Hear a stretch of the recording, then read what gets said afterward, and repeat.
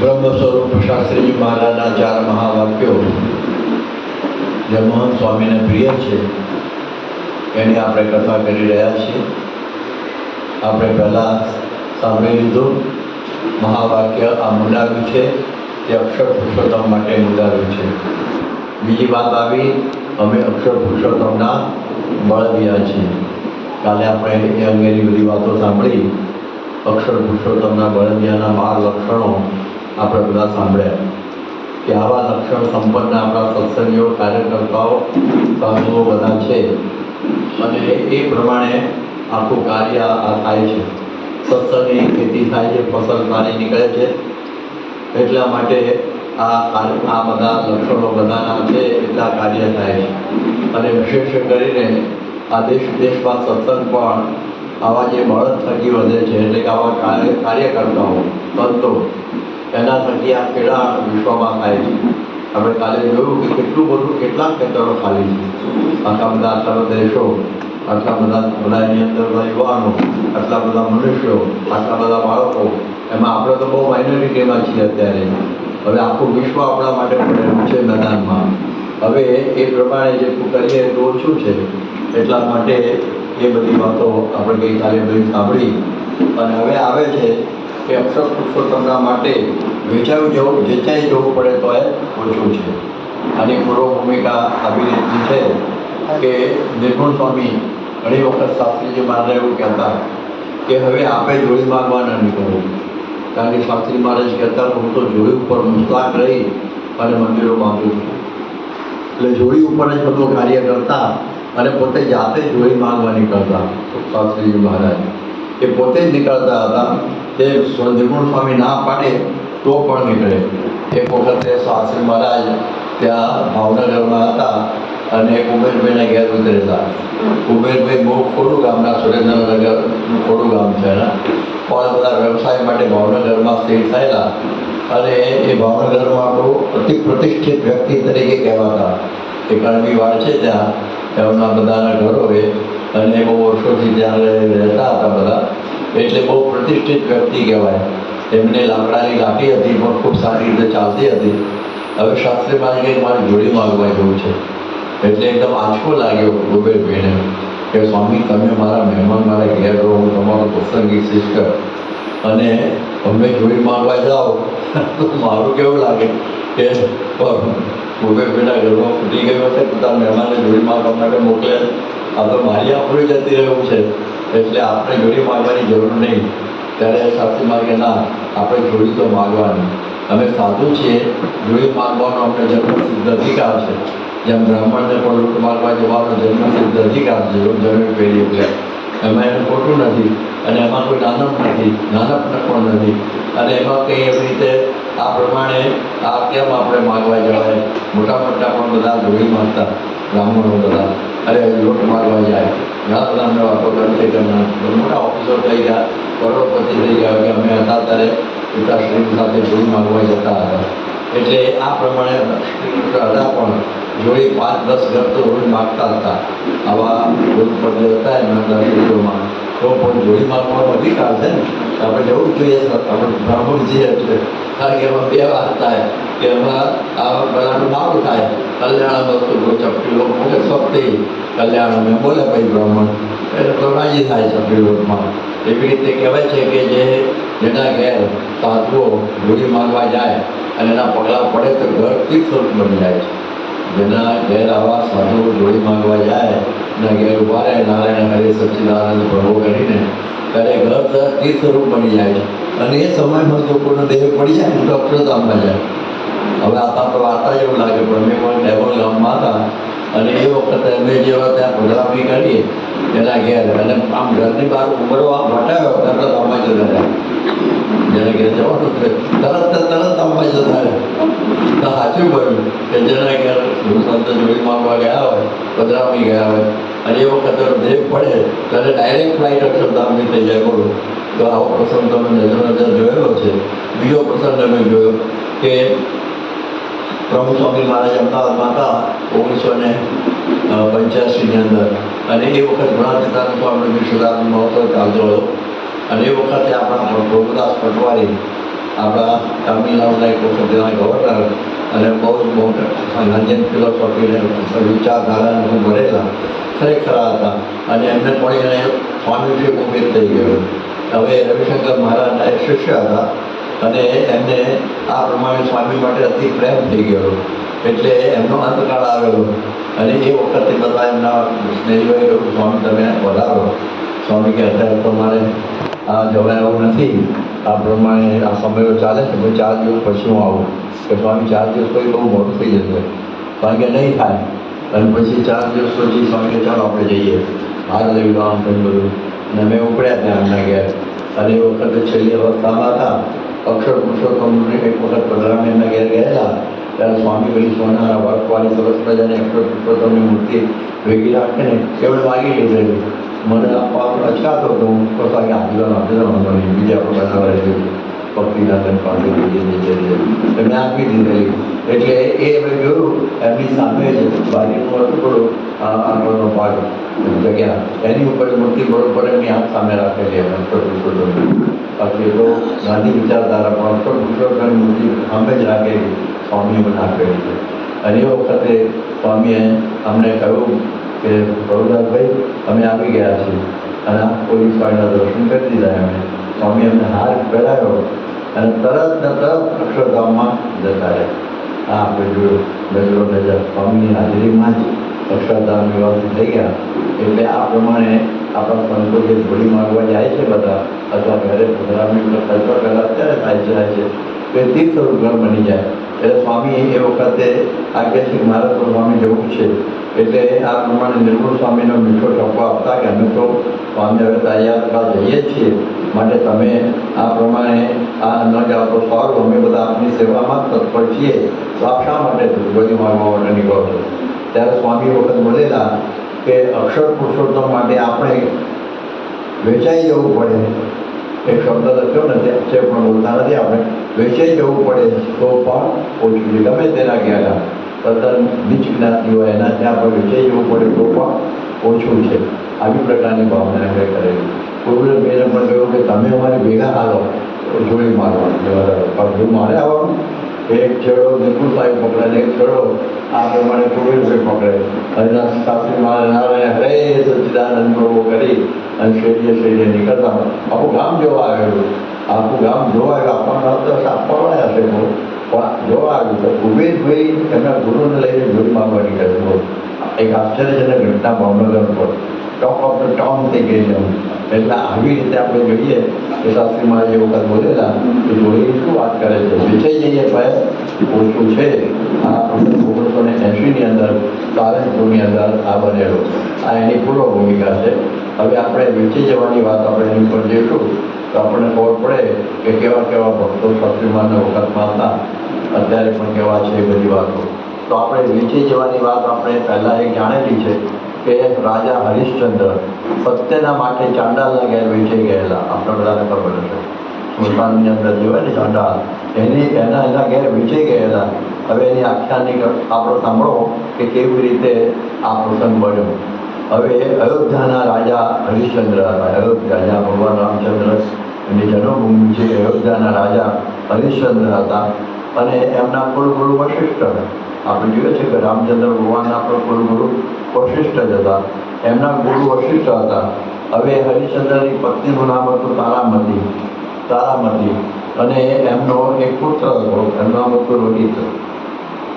હવે એવી વખત એવું થયું કે એક વખતે વશિષ્ઠ ઇન્દ્રની સભામાં ગયેલા. એ સમયમાં ઇન્દ્ર એટલે સ્વર્ગ અને મૃત્યુ વચ્ચે એક વ્યવહાર હતો. મોટા મોટા રાજાઓ અને મોટા મોટા ઋષિઓ એ સ્વર્ગ અને આ પૃથ્વીલોકમાં આવન જાવન કરતા એવી પ્રકારનો વ્યવહાર હતો. કોઈ પણ પ્રસંગે એમને જરૂર પડી યુદ્ધની અંદર, બીજા કામની અંદર, તો બધા ઋષિઓને બોલાવે, રાજાઓને બોલાવે મદદ માટે. એ પ્રમાણે એક વખતે વશિષ્ઠને ઇન્દ્રની સભામાં આમંત્રણ હતું કંઈક પ્રસંગ હશે એટલે એ ત્યાં પધારેલા.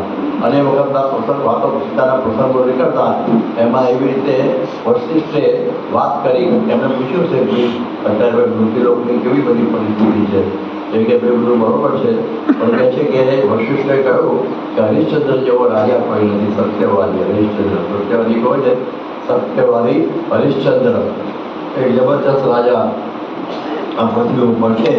અમે એમના કુલગુરુઓ છીએ અને એ વખતે વિશ્વામિત્ર પણ ત્યાં હાજર હશે ઇન્દ્રની સભામાં. અને એમણે આ સાંભળ્યું. હવે વિશ્વામિત્રને જરા વશિષ્ઠ સાથે ભેટ કરો, કારણ કે વશિષ્ઠ બધા રાજર્ષિ અને બ્રહ્મર્ષિ કે આના રાજર્ષિ કે કારણ કે આ ગાંધીરાજના નરેશ હતા. ગાંધી નામનો પ્રદેશ હતો, એના રાજા હતા એટલે ગાંધીરાજ કહેવાતા અને એનું નામ કૌશિક હતું. હવે એ પછી વિશ્વામિત્ર નામ થયું. હવે એ ગાંધીરાજ છે ને એ બધું છોડીને ત્યાગી થઈ ગયેલા અને એ વખતે એમના બધા વખાણ કરે બધા, પરંતુ વશિષ્ઠ છે ને એમને બ્રહ્મર્ષિ ના કે રાજર્ષિ કે રાજર્ષિ કે, કારણ કે અમારા રાજાના ગુણો વધારે હતા ઋષિ કરતા એનામાં, એટલે રાજર્ષિ કહેતા. તમો ગુણ ને પેલા આમ માન એટલે એ બધું હતું. ભલે આ ઋષિ થઈ ગયા તો પણ હવે એ જ્યારે આવું કે એને બહુ ખોટું લાગે એટલે તરત જ એનો છોકરો કાપી નાખે. 100 છોકરા કાપી નાખ્યા વશિષ્ઠના વિશ્વામિત્રે. એવો દ્વેષ હતો, બોલો, એટલો બધો દ્વેષ એમને હતો. અને આવી પ્રકારે એક વખત તો નક્કી થઈ ગયું કે હવે તો વશિષ્ઠને મારી નાખું. મૂળ જાય તો કંઈ પોતાના શાખા બોલો નામથી પોતાના શાખા કરીને એટલે ચાંદની હતી અને એ વખતે એ તલવાર લઈ અને વશિષ્ઠની ઝૂંપડીએ પહોંચ્યા. અને એ વખતે આ અરુંધતી અને વશિષ્ઠ બે બેઠેલા અને કોઈ ચંદ્ર ખીલેલો અને એ વખતે એ પેલા વિશ્વામિત્રે કે એમાં લાગ આવે એટલે મારી નાખ્યું. પેલા એમનો એ સંવાદ એમને સાંભળી લીધો કે અને એમાં એ વખતે અરુંધતી બોલ્યા, ઓહો કેવી સરસ મજાની ચંદ્રની ચાંદની અને કેટલો સરસ ચંદ્ર શીતળ અને આવી રીતે સૂર્ય અને આકાશની અંદર આવો શોભે છે અને કેવો અદભુત છે. ત્યારે વખતે વશિષ્ઠ બોલ્યા કે આજે તો ભૂમંડળની અંદર વિશ્વામિત્રનું જેવું તપ આમ ચમકી રહ્યું છે ને એની આગળ આ ચંદ્ર કંઈ નહીં. એની આગળ ચંદ્ર નહીં, વિશ્વામિત્રનું તપ એકદમ ચમકી રહ્યું. પેલા સાંભળ્યું કે હું જેને મારવા જઉં છું એ તો મારા એકાંતમાં વખાણ કરે છે. અહીં કોઈ બીજી સભા નથી, એને એના પત્ની બેન છે અને હું પણ હાજર નથી. અને એમાં એમને ખબર નહીં હું પાછળ જોયું, પણ એ મારા વખાણ એની પત્નીની આગળ આ વશિષ્ઠ કરે છે. એકદમ એને લાગી આવ્યું. તલવાર સાથે ત્યાં પહોંચ્યા તો મેં તલવાર નાખી દીધી અને એના ચરણમાં પડી ગયા. ચરણમાં પડ્યા એટલે તરત એ જોયું વશિષ્ઠ તો વિશ્વામિત્ર આવ્યા. તરત ઉભા ગયા કે આવો આવો બ્રહ્મર્ષિ. એ પહેલાંથી કહેવું છે ને આવો છોકરા મારી નાખ્યા. ત્યાં આજે બ્રહ્મર્ષિ કે આજે તમે માન મૂકીને આવ્યા એટલે કેવા કહેવા બ્રહ્મર્ષિ. પણ એમને થોડો માનનો હોસલો હતો જ અને એમને થયું કે આ વશિષ્ઠ જ્યારે હરિશ્ચંદ્રના આટલા વખાણ કરે છે તો આપણે હરિશ્ચંદ્રની પરીક્ષા તો લેવી કે કેવો સત્યવાદી છે એ આપણે જોવું. એટલે હવે આટલું નક્કી કર્યું અને પછી એવું થયું કે એક વખતે હરિશ્ચંદ્ર સ્વીકાર કરવા ગયા. પહેલાંના રાજાઓ મૃગિયા સ્વીકાર કરવા જતા એક પદ્ધતિ હતી એમની. એટલે સ્વીકાર કરવા માટે ગયા અને પેલું કંઈક ડુક્કર કે એવું કંઈ છે ઘોડે એ ભાગી ગયું અને છટકી ગયું અને આ લાગમાં આવ્યું નહીં. એટલે ભાઈ કે ચાલો હવે પાછા જઈએ, સમય થઈ ગયો. એ પાછા વળતા હતા રસ્તામાં એક બ્રાહ્મણ મળ્યો. એ બ્રાહ્મણ બીજા કોઈ નહીં પણ વિશ્વામિત્ર જ હતા. બ્રાહ્મણનું રૂપ ધારણ કરેલું, કારણ કે જરા સ્વરૂપ ધારણ કરી શકતા.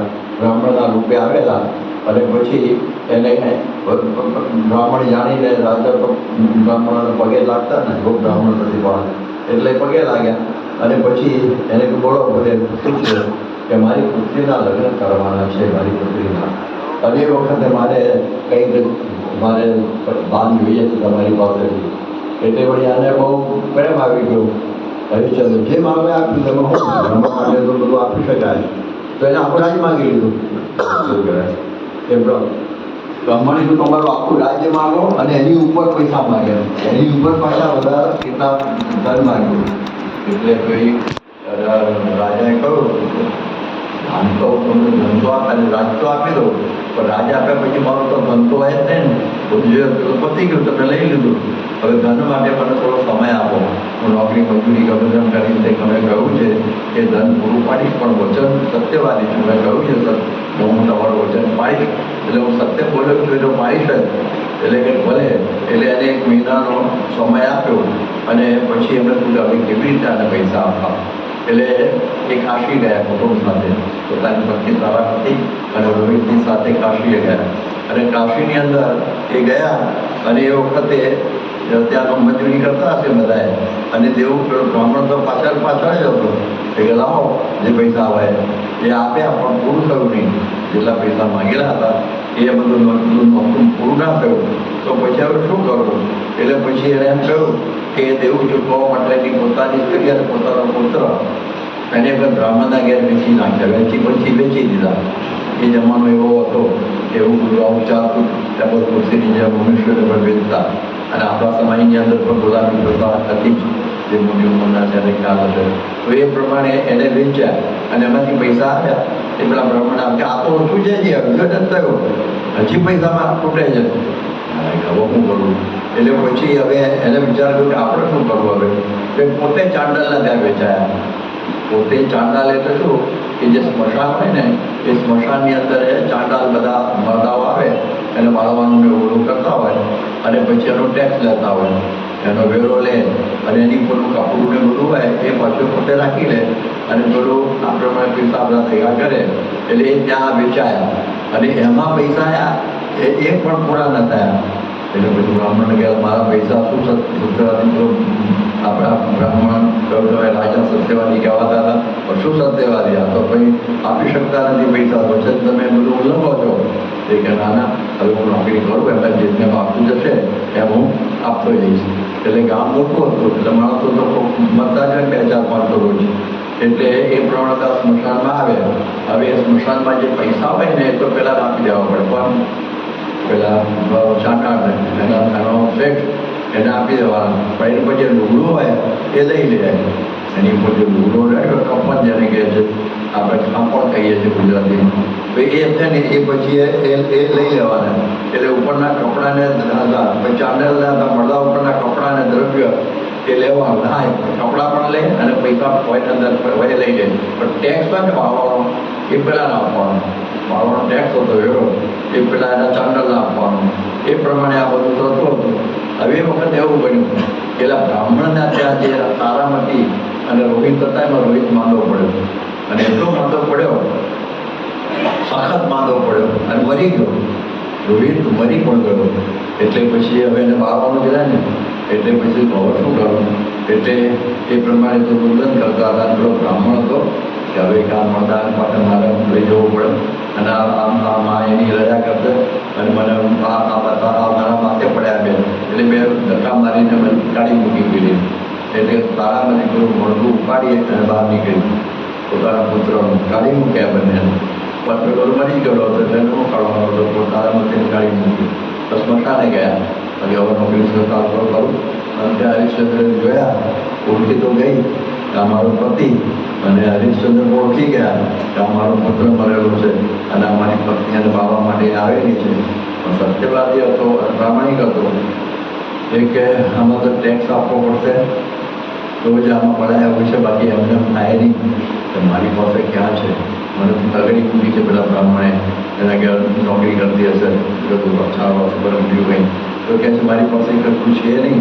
એ કે પછી ના હોય તો પેલું મારવા ના દઉં, આ છોકરાને પણ બાળવા ન દઉં, કારણ કે મારા કંઈક આપવું પડે એવું બધું. તો હવે શું કરું?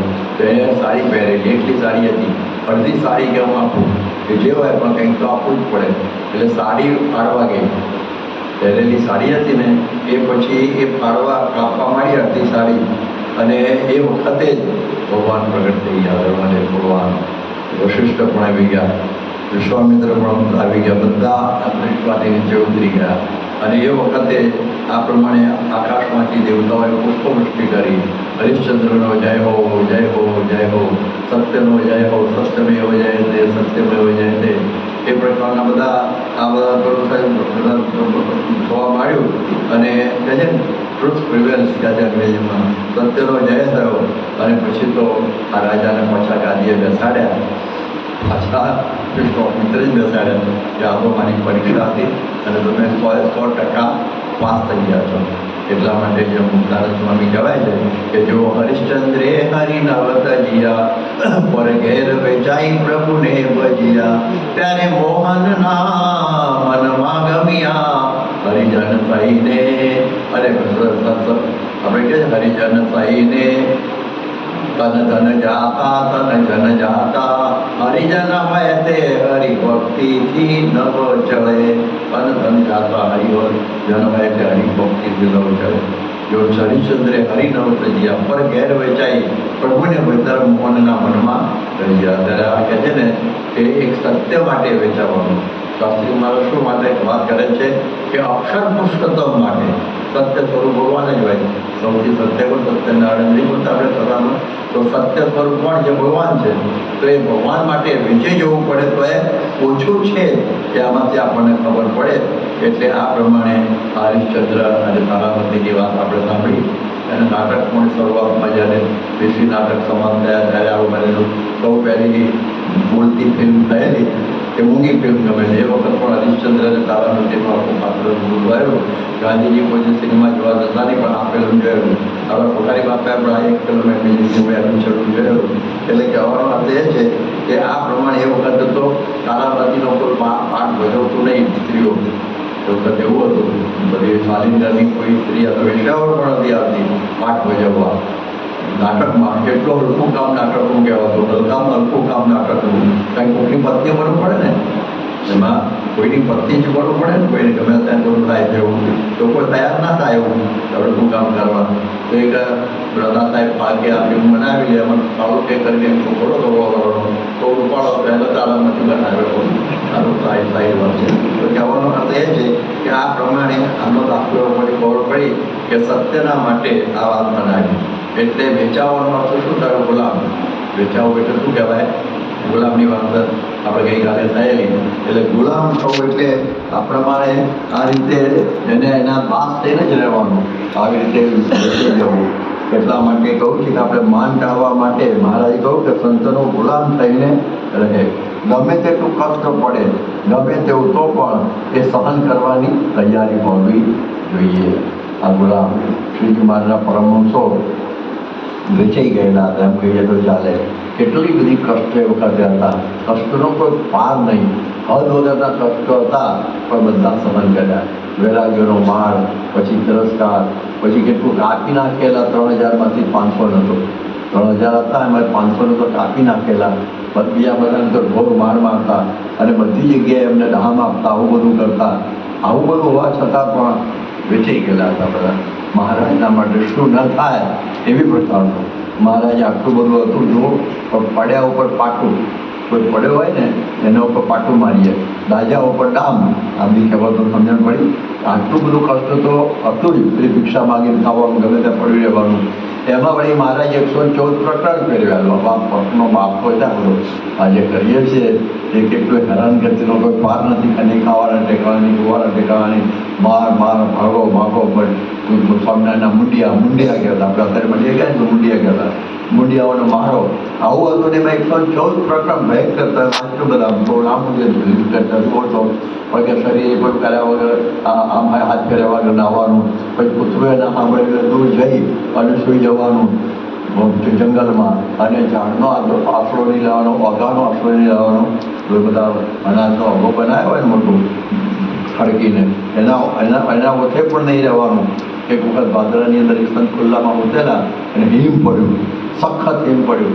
અને હિમની અંદર આ પ્રમાણે શું થાય, આ બધું આ ફરી જાય. એમાં સાધુ ઠરી ગયા, હાવ અચેતન થઈ ગયા. અને પછી સવારે તેમ પડ્યા હતા. એક ભરવાડ નીકળ્યો અને જોયું કે સ્વામિનારાયણના સાધુ છે અને મરી ગયા છે. અને બિચારાને શરીર મરીને ખબર નહીં. એટલે ગામમાં જઈને મૂળજીભાઈને કહ્યું, આપણે ઘણાથી તારું સ્વામી મૂળજીભાઈ હતા, કે તમારા સાધુ શરીરમાં મરી ગયા છે, જે થતું એ કરી લો. એટલે ચાલો પછી બોંગળ જેવું હોય શું કહેવાય, ચાદર મોટી જાડી એ લઈને ઉપડ્યા. ત્યારે આમાં ભરી લઈ આવી. ત્યાં જઈને જોયું તો મરી નહોતા ગયા, નાડી હાલતી હતી પણ ઠરી ગયેલા. એટલે એના પેલા કપડામાં બાંધી અને ઘેર લાવ્યા. મગના પાથરામાં હુવાયા અને ગરમી આપી એમ મગનું બધું ઘાસની બધી આમ તેમ ઘરે લઈ જઈ. અને પછી આંખ ખોલી આવી. આંખ ખોલીને ઉપર જોયું તો છાપડું મર્યા. હવે તો જતા હતા ક્યાં ખુલ્લામાં મહારાજની આજ્ઞા પ્રમાણે. અને જેવા પેલા ગયા દરિયા ભાવ પડતા પતી ગયા. મહારાજે આગળ મૂક્યા નીચે અહીં આગળ આવી ગયો ઓગાલા આમતો જંગલમાં સૂતો તો ખોલ્લામાં હાથ થયું. બીજું બે કરો સ્વામી તમે આ કરી ગયા છો જરા થોડો રહો આગળ રહેવાય જ નહીં. મહારાજે આગળ રોકી ગઈ જતા રહ્યા આનંદ લીધા વગર.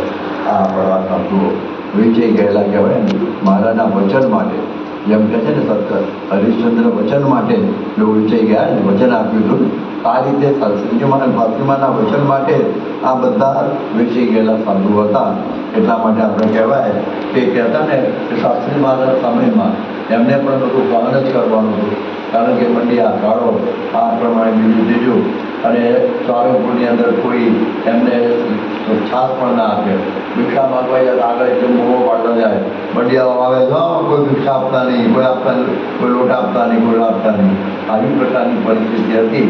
અને આ બધા દબાવોમાં રસોઈ કરવાની થાય એવી પ્રકારની ખાઓ બેહાલ પરિસ્થિતિ. યોગી બાબા કહેતા કે અમે ગામડામાં ધોઈ માગીએ ત્યારે સારંગપુરની તાવડી હાલે એવી પરિસ્થિતિ હતી.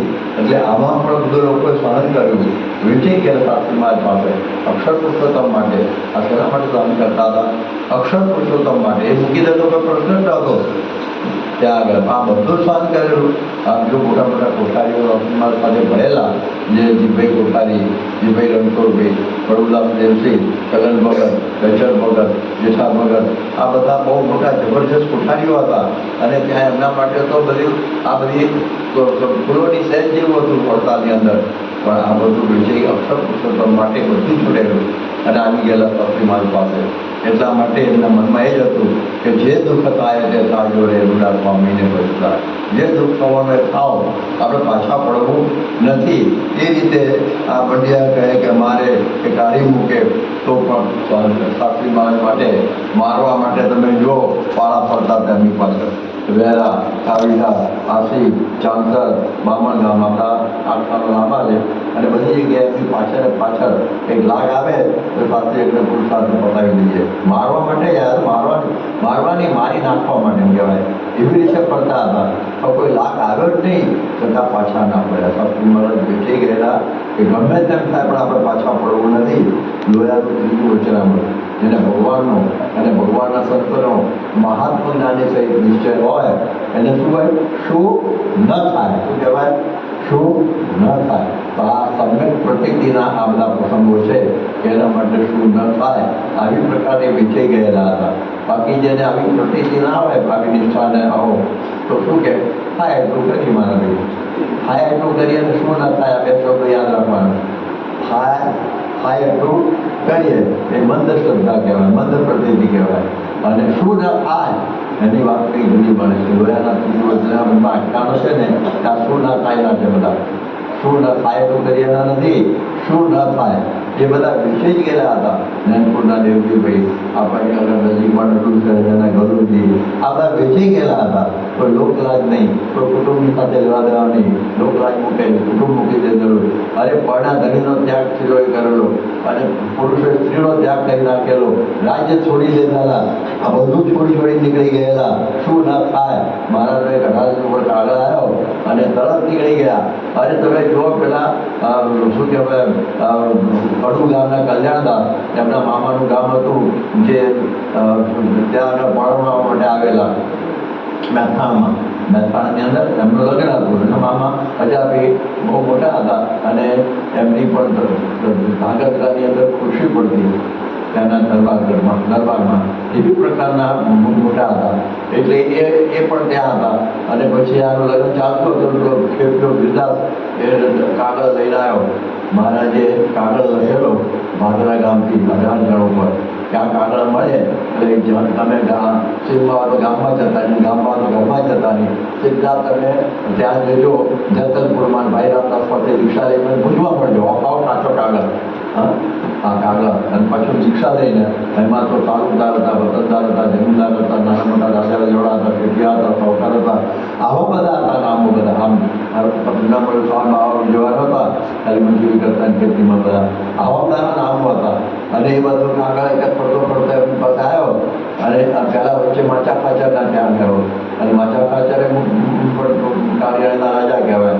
અને એમને આ કાગળ વાંચ્યો ત્યારે એમની માને કહ્યું એટલે માએ કહ્યું કે આ કપાસ થયા છે ઠેકાણ મળો કે ક્યારે ઠેકાણે પડે ક્યારે સારું. એટલે કાળની કંકોત્રી પાછી નથી રેલાતી, કાં તો ભગવાનની કંકોત્રી એ તેને ભરવાને બોલાવીને બધો કપાસ છે ને ગળાવી દીધો અને માને કોઈ ઠેકાણે પડી ગયું, કપાસ ઠેકાણે પડી ગયો.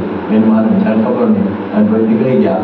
પેલો આવ્યો અહીંયા મહેસાણામાં અને રાજાભાઈ નામ હતું. એ રાજાભાઈને તો લગ્નના માટે બેઠેલા ભાડાને પરણાવવા માટે આપણો પહેરીને બધું અને બધા વાજા વાગે, બધા શરણાઈઓ વાગે. રૂપિયાના પગ તો પાછા પડે પણ મારા તો પત્રો આપવો પડે મારે. પણ એને કાગળમાં બરાબર છે. અને પછી એ તો તૈયાર થઈ ગયા એટલે એમ તો હું આવું છું. અને એ વખતે એમને તો મારા ભાડાનું વાત કરી દઉં, હું જઉં છું. એટલે ભાડો તો નાખેલો એની પત્ની સામે બેઠેલી ચોરીની અંદર અને એને કહ્યું ભણા મારે જવાનું છે, જરા કામ છે. કે મામા મારા લગ્નથી બીજું કયું કામ હોય? આપણે લગ્ન તો સભામાં એને આવીએ પણ કે મારા લગ્નથી કેવું મોટું કામ હોય કે તમે એ મૂકીને તમે જાઓ છો. કે જો અત્યારે માહોલ બધો લગ્નનો છે, ચર્ચા કરવાનો વિષય નથી. આ કાગળ વાંચી લે, ખબર પડી જશે મારે ક્યાં જવાનું.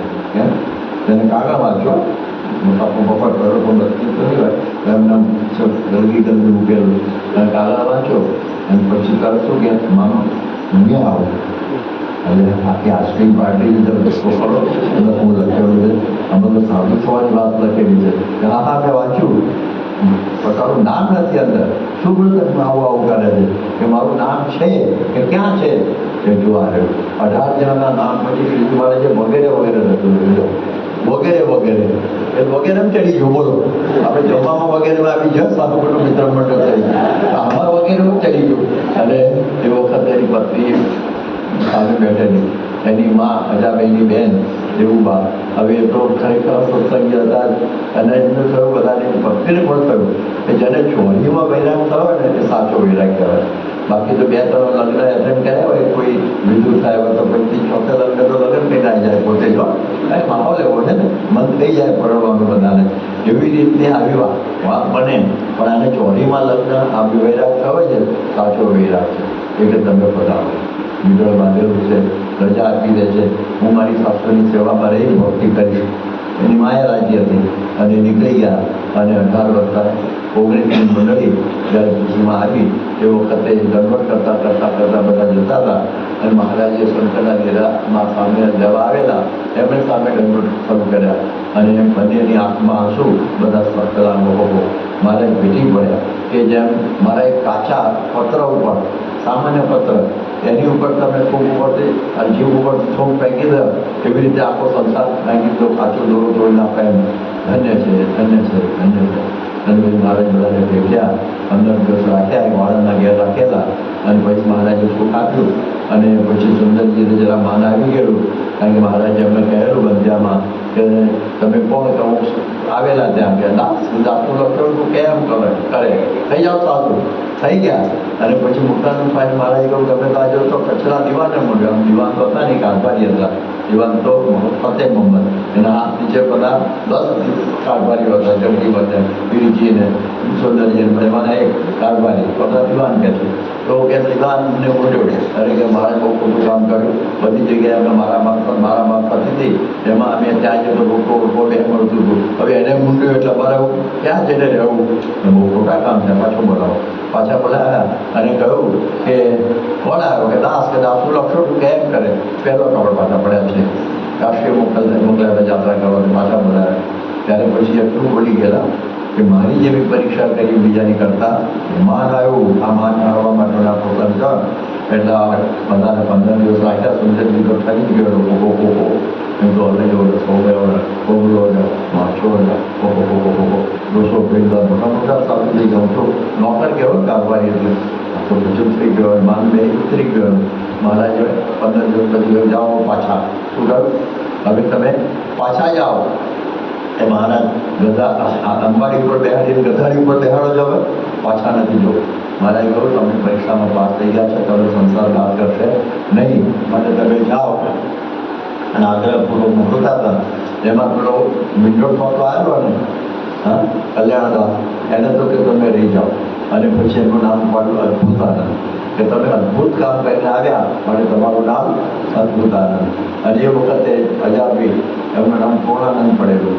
એણે કહ્યું મહારાજ તમે હમણાં બધા પાછા જવાનું કહ્યું હું નહીં જઉં કે કેમ એમ કારણ કે હું ગામમાં જઈશ તો લોકો એમ કહે છે ભાડા ચડાવી દીધો અને મામા આવી ગયો પાછો અને મારી તો બે ઇજ્જતી થાય એટલે મને રાખો મારે ઘરે જાઓ તો પૂર્ણાનંદ પણ ત્યાં રહી ગયેલા કે અદ્ભુતાનંદ સ્વામી એમનો સત્સંગમાં સમાગમ કરેલો શ્રીજી મહારાજના વખતમાં ફોટોગ્રાફી હતી પરંતુ અદ્ભુતાનંદ સ્વામીના વખતમાં આવી ગયેલી પણ 10 વર્ષ જીવેલા એનો આપણી પાસે કેમેરાનો ફોટો પણ છે એટલે આ વાર્તા જેવું નથી આ બનેલો પ્રસંગ છે વેચાઈ ગયેલા આ વેચાઈ ગયેલા શું ના થાય આવી રીતના આ પ્રકાર લોયાનું ત્રીજું વચનામૃત કુશળ કૌરભાઈનું નામ હશે 500 ગામનો રજવાડો આપી દીધું પછી તો ગુલામ થઈને જ રહ્યા ને પછી તો અમારે શેર ખાવા જોઈએ છે ગમે ત્યાંથી કરી લીધું તો ગુલામ થઈ ગયા આપણે જો લોકલાજ કોઈ જોડી નહીં ઘરું જે માં મરી ગઈ ભાઈ મહારાજને એને બાંધી દીધું ઉપર અને બીજા ઘરમાં મહારાજને બ્રાહ્મણ પત્ર રસોઈ કરાવી જમાડી દીધા શું ના થાય ઉપર પણ ધ્રુવમાના લગ્ન થઈ ગયેલા લાડુમાના લગ્ન થઈ ગયેલા કોના ધણીનો ત્યાગ કરી દીધો શું ન થાય તો જો આવી પ્રકારના બધા ભક્તો એ વખતે હતા પક્ષ રાખવામાં મામાઈઓને મેળામણ આમ ખપી ગયા કે આપણા મામાના સાધુને બેલા ગયો માર્યા માટે આપણે એને મારવા અને જે દરબારો એને માર્યા ને એમાંથી કચેરી પાછળ વાત ચડી આ બે હતા આખું ગામ આવ્યું પાછું મને પાછું ગયા ને મારા જે ગામમાં ગયા હતો તો જો આવા પક્ષ રાખનારા હતા શું ન થાય માટે એટલે શું કરાય એવું કરીએ એમ નહીં શું ન થાય એવા બધાના નામ છે એટલે એવા મુક્તાનંદનું નામ છે કોઈ સામંત પટેલની વાત છે પછી કટલાલ ઋષિ કટલાલ છે એનું પણ અંદર નામ છે આ બધા 5 ટકા જુદા 15 નામો છે બધા આપણે સમય નથી ત્યારે પણ આવા બધા શું ના થાય આવા બધા હતા એટલે આ પ્રમાણે આવા તમે જુઓ મારો ખાચર પણ એવો જ કહેવાય વેચી જ ગયેલો હતો ને મહારાજ જેમ પેલા કટપુતરી લચાવે ને એમના હતા મારી કે તારા બહેનોને આપી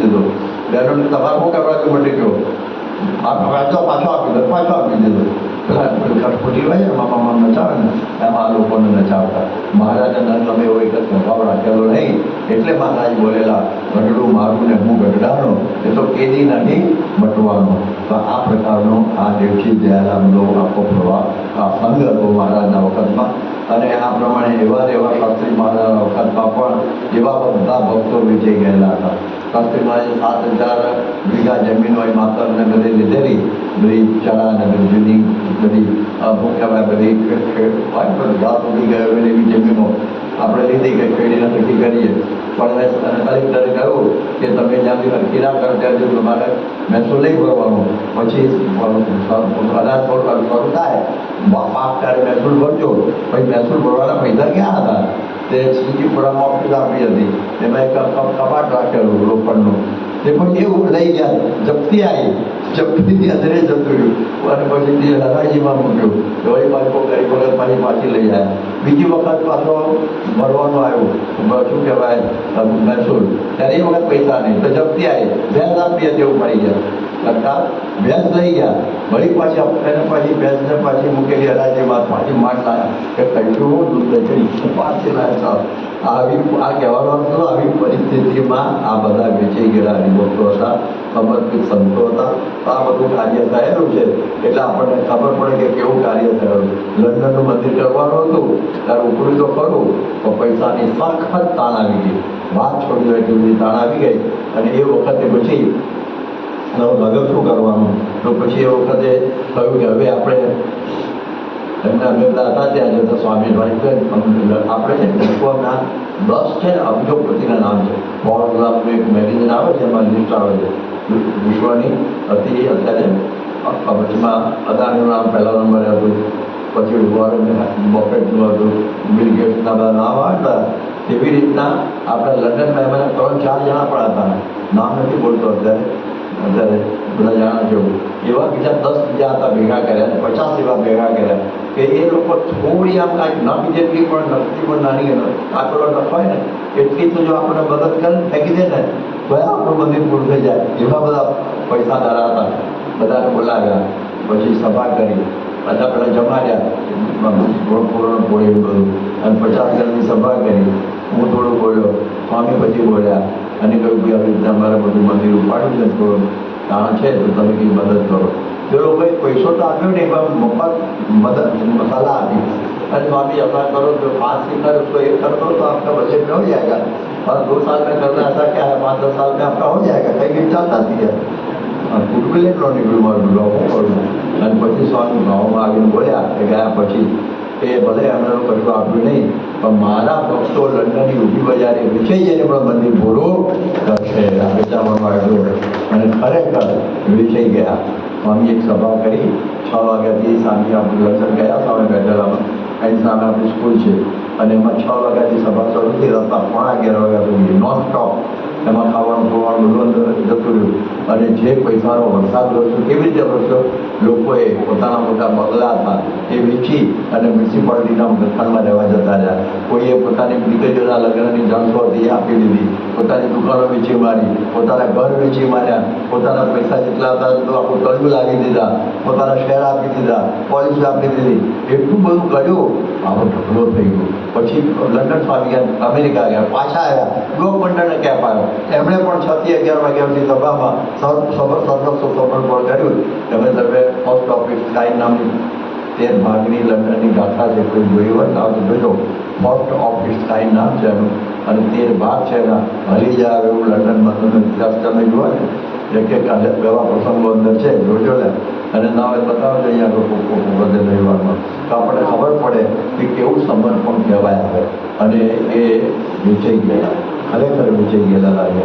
અને લંડનનું મંદિર પૂરું થઈ ગયું, પણ કોઈનો પાટ ન રાખે મોરારી આપે વ્યાજ સુધી ગિરધારી. બધાને ખૂબ પૈસા થઈ ગયા અને રેવડી મંદિર પણ એમણે પૂરું કર્યું લંડનમાં. બોલો, આવી પ્રકારે પૈસા પછી થઈ ગયા, પણ આવી પ્રકારના બધા હરિભક્તો હતા.